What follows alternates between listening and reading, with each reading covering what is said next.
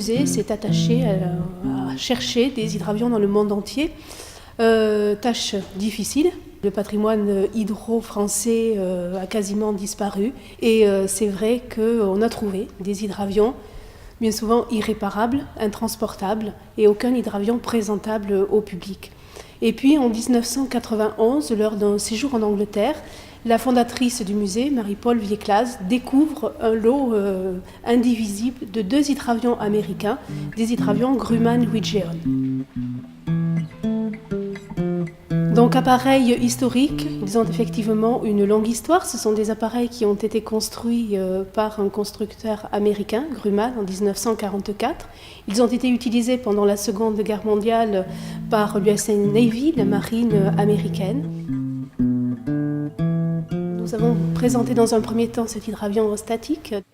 Et le second appareil, lui, on a eu l'agréable surprise de voir qu'il restait peut-être suffisamment de pièces pour le restaurer. On a peut-être repris aussi pour ce musée la devise ou la phrase maintenant mythique et légendaire de Pierre-Georges Latécoère lorsqu'il a voulu donc créer la ligne de l'aéropostale. Bon, en substance, c'est notre idée est-il réalisable? Il ne nous reste plus qu'une seule chose à faire, la réaliser. Et c'est vrai qu'au travers de ces hydravions qui sont arrivés en pièces détachées, que l'on a effectivement voulu restaurer et montrer au public, il est évident que ce sont des pièces rares, uniques. Et il n'y en a pratiquement plus dans le monde et on est vraiment très fiers de pouvoir présenter ce genre de pièces.